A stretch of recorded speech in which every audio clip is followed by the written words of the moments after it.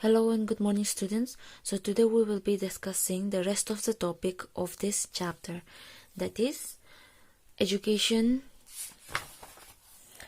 health and unemployment. So these are the main three topics that we will be discussing in today's video lesson.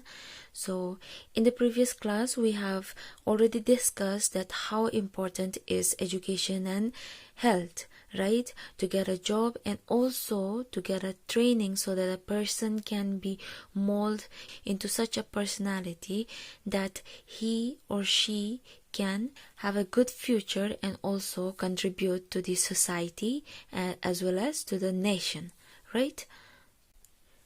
And that's how the literate and healthy population, population as a whole, they are an asset.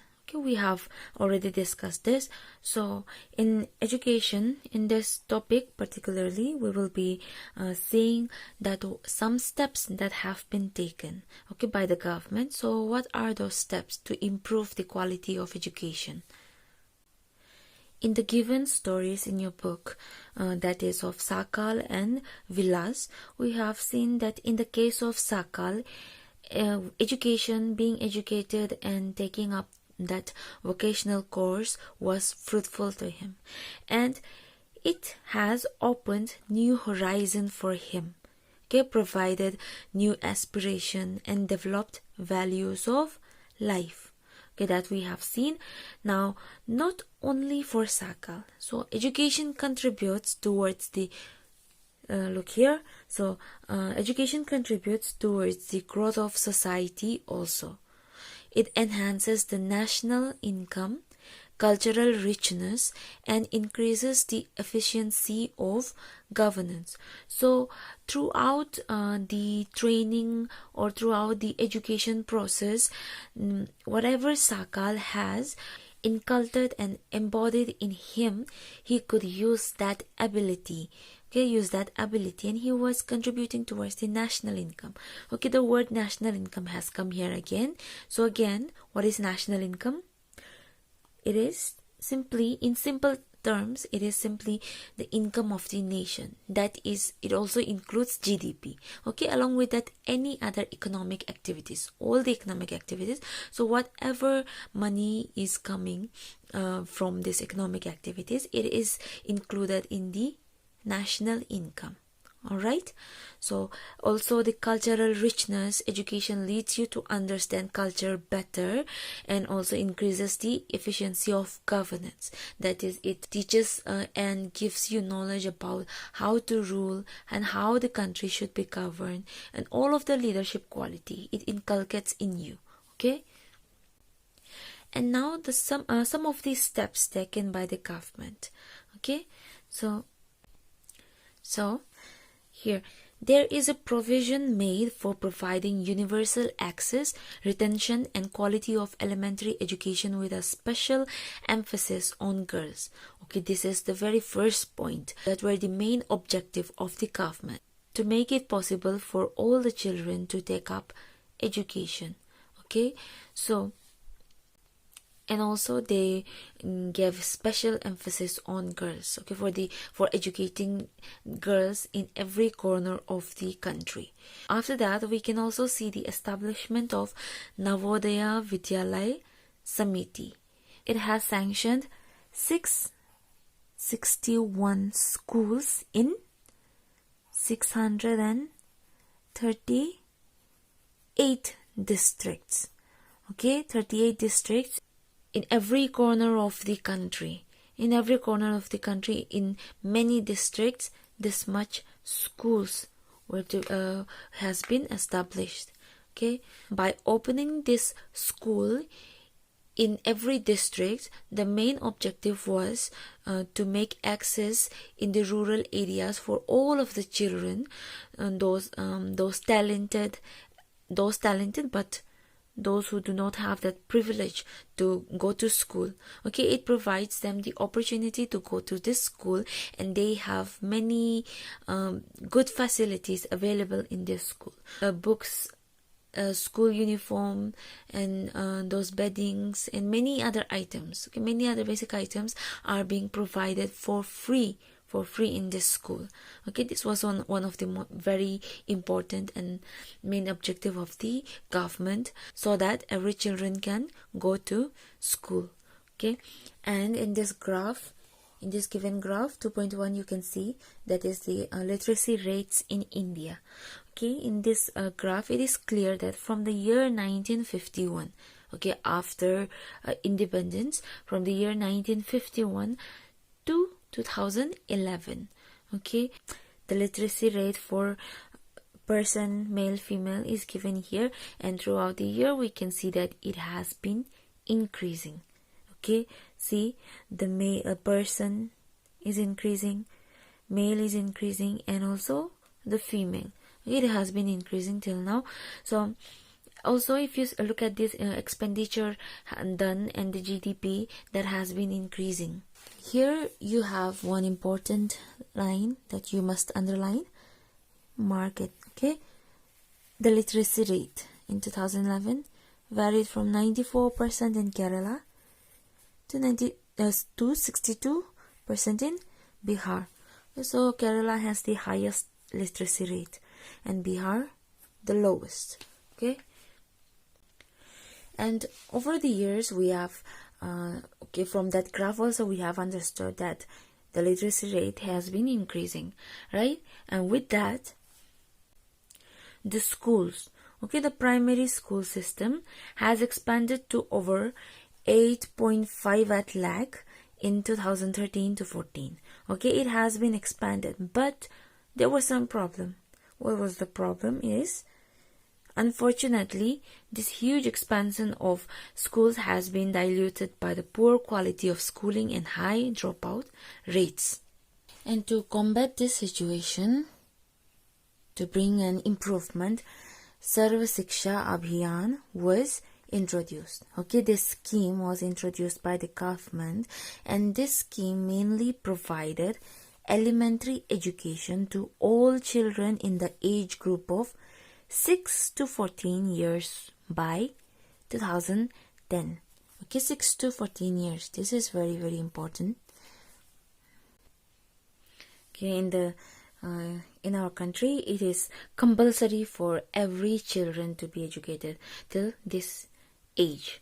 Okay, it is compulsory, and along with this, other steps that were taken was to introduce this vocational course. Okay, vocational course, so that the students can be skilled enough at that very small age and take up any job as business, or use up their skill to so that they can open their own business and use their creativity to earn some money for themselves. Okay, and also one of the problem is that many children in rural areas, they would not go to school because of the problem of food. Okay, they could not wait till afternoon, and they would always go back to their home, okay, in the middle of the school. So also to combat that situation, so the government has introduced midday meal scheme. The meal is provided to the student, keeping in mind the nutritional values of the children. And another step taken by government is the 12th plan. Okay, the 12th plan, that is the Planning Commission of India. The Planning Commission of India was established in the year 1950. Okay, 1950, and since 1951, every 5 years, okay, every 5 years, they would make a plan, development plan for the country.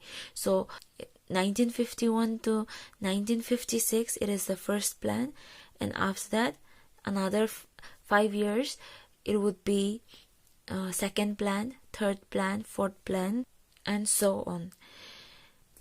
It was in the 12th plan, the government has endeavored to raise the country's gross enrollment ratio. In short, GER, so that is in higher education in the age group of 18 to 23 years to 25.2% by 2017 to 18, and to reach the target of 30% by 2020 to 21. It means gross enrollment ratio means the number of students are getting enrolled in a school. Okay, the government was targeting on increasing that number. Okay, so with that, they have also included many other courses. Okay, focusing on increasing access, that is quality, adoption of state-specific curriculum modification, vocationalization, and networking on the use of information technology, that is IT.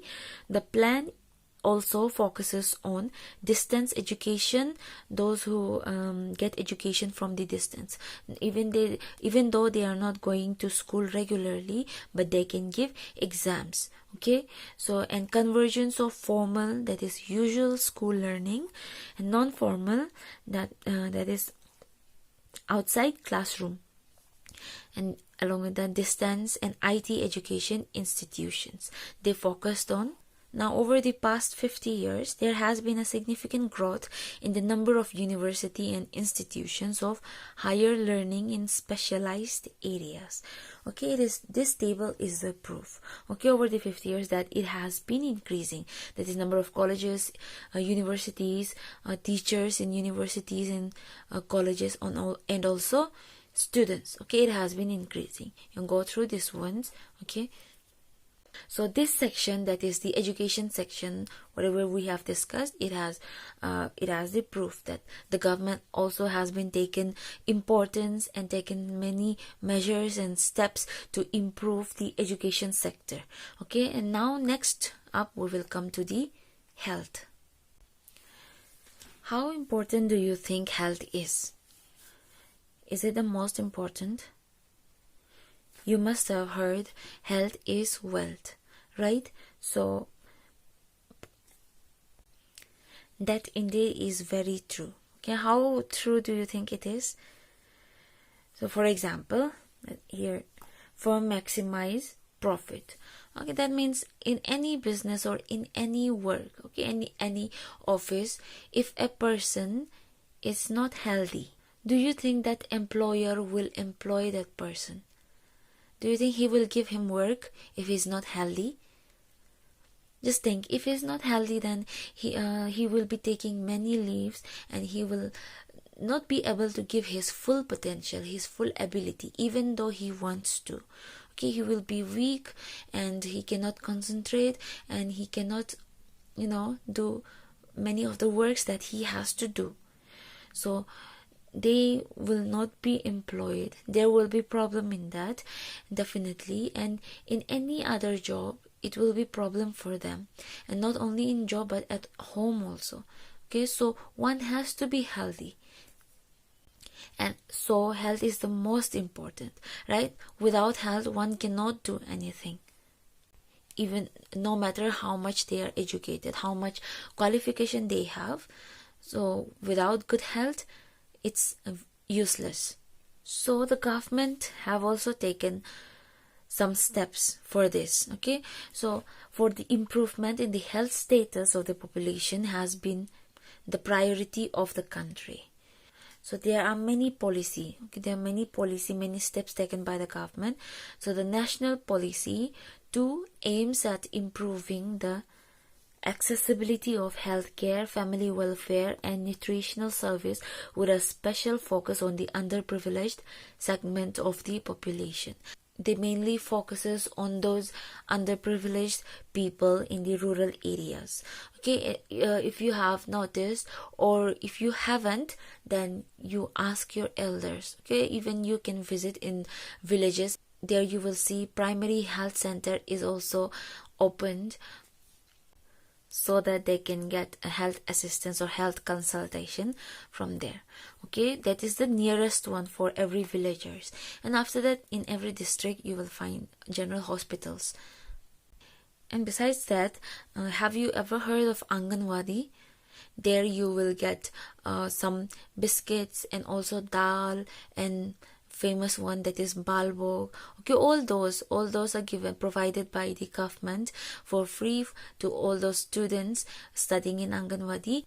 apart from those government established hospitals, medical center, you will also find many private hospitals, right? So the main target is to avail as much as hospitals and provide doctors so that people can get health assistance or health services.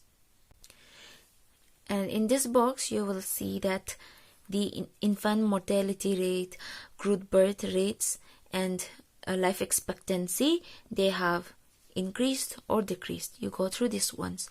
Okay, so life expectancy, it means that to which extent one can live. Okay, how long one can live. Infant mortality rate means the number of the little children that are dying, okay, under the age of 1. Okay, now even though many health centers have been established in villages and districts and even in cities, there is lack of basic facilities. Okay, there many of the equipments are not available, so which is why many of the serious patients are referred outside of the state. Okay, you might have been experienced that or seen that or heard. Now if you see the colleges, that is medical and dental college in our country, that is, there are only 381 medical colleges in the country and 301 dental colleges. Just 4 states like Andhra Pradesh, Karnataka, Maharashtra and Tamil Nadu have the maximum number of colleges. If you see the health facilities also, these states, they are leading forward. So that was about the health, and now we will move on to unemployment. What do you understand by this term unemployment? How would you define it? Okay, everyone is aware of this, so how would you define it? Okay, unemployment is said to exist when people who are willing to work, at the going wages, cannot find jobs. Okay, those people, those who are willing to work, they have the ability, capacity, but they do not find any jobs around. Okay, those people are called unemployed. Now if you look at this, if you go back to Sakal's story again, so Sakal's mother Sheila, okay, Sheila looked after the domestic chores, children, and helped her husband Bhuta in the field. She was doing some kind of work, right? So Sakal's brother Ch-2 and sister Ch-2 spent their time playing and roaming. Can you call Sheila or Ch-2 or Ch-2 unemployed? If not, why? So what will be your answer, yes or no? Okay, it's already given you. If not, why? If your answer is no, then why? Think about it and relating that with this definition. Okay, so whether they are employed or unemployed. Okay, they cannot be called unemployed. Clear? Because there is a condition for that. That is, to be called unemployed, they should be willing to work, which Sheila was not. Okay, she was not willing to work. And also, Ch-2 and Ch-2, they were very small. Okay, they have to fall under this age group, that is 15 years to 59 years. Okay, and so this is why they cannot be called unemployed or neither employed. In case of India, we have unemployment in rural and urban areas. However, the nature of unemployment differs in rural and urban areas. In case of rural areas, there is seasonal and disguised unemployment. Urban areas have mostly educated unemployment. Okay, be clear with this. Okay, mainly in India, okay, in many parts of India, we will surely find this seasonal and disguised unemployment, that is in rural areas, and in urban areas, educated unemployment. Okay, urban areas, that is the cities, we will find this in high number. Okay, first we will understand what is seasonal unemployment.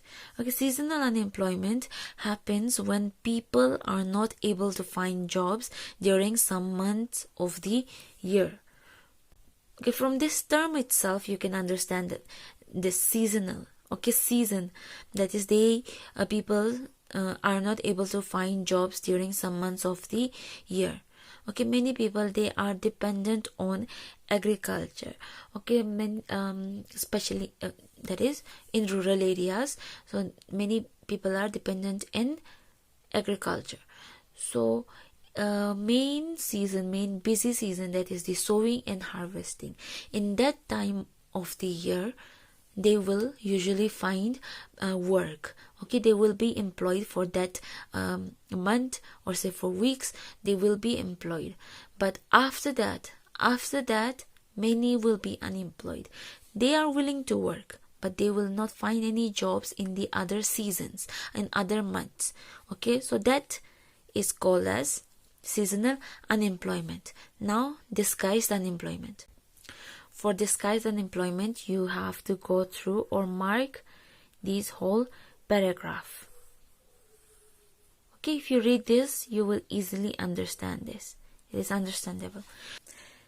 Okay, now in case of disguised unemployment, suppose a family, they have a plot of land where they require, the actual requirement is number of labor, that is 5.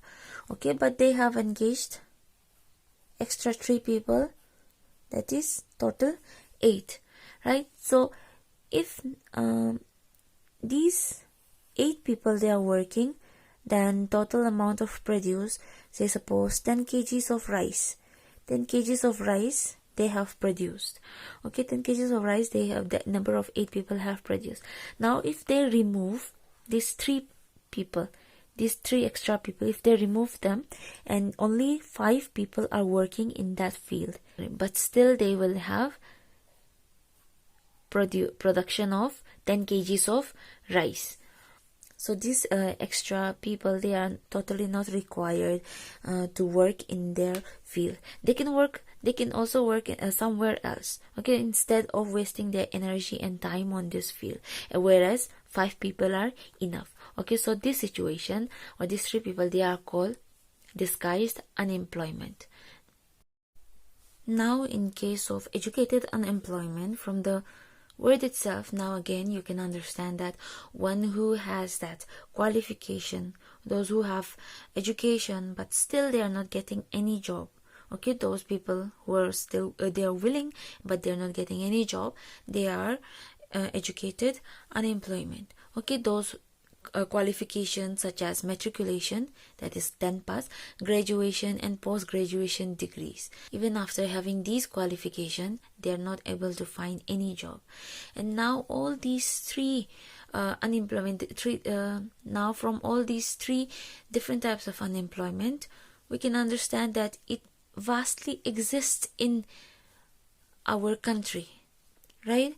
And those population are an asset for the country who are well trained, educated and skilled, and those who are earning, contributing to the society and to the nation, right? But these unemployed people, they are not having any job and they are not earning anything, so because of that they can also turn into a liability for the country. Okay, their capacity, their ability is turning into a waste, okay, because of not finding any job. Now from some statistic report, in case of India, the unemployment rate is low. Okay, a large number of people represented with low income and productivity are counted as employed. Even if the people are earning little bit, they are considered to be as employed. Now, if we look at the employment structure in the 3 sectors, that is primary, secondary, and tertiary. In the primary sector, we will find most of the people, they are self-employed, the laborers, the farmers. Okay, and from the example of that disguised unemployment, we can see that those extra people, that means they are the surplus, right? Surplus labor, they mostly move to the urban areas, that is the secondary or tertiary sector. They will move into that for other work. Okay, so in secondary sector, mostly people will be involved in the small scale manufacturing, like the making of pickles, handcraft items, and also pottery, weaving, etc. Now, in case of the tertiary sector, various new services are now appearing, like biotechnology, information technology, and so on. So even in this field, many of the labor will be required and they are hired. Okay, so they are getting chance to work. Okay, so that was all about this chapter. But before that, let us discuss a little bit about this last story that is given. Okay, so this story lets you know that how people would become an asset for the economy of a village. Okay, this is a story of a village. Here in a village, many families, they inhabit here. Okay, in this village, so each family, they will produce enough for their family. They would make their own clothes and they would also teach on their own to their children.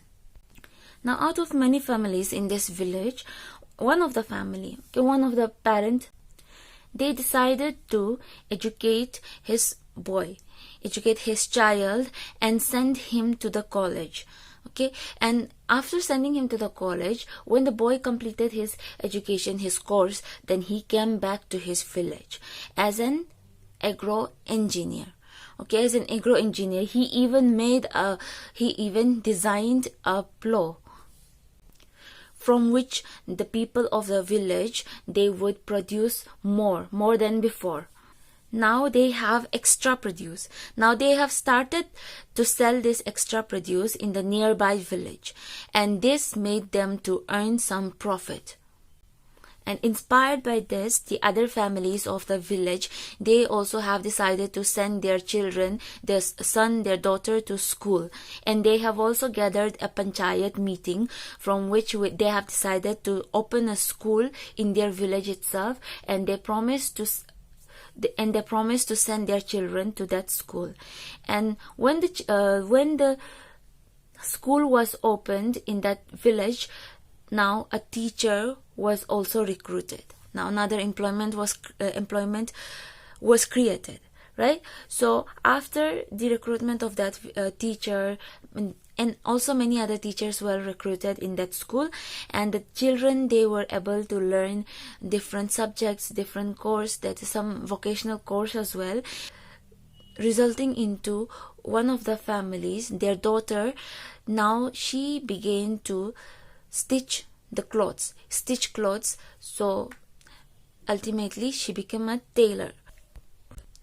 So this had another positive impact in the village, and likewise many other jobs were created and many other children were educated, which brought return to their families as well as to the whole village.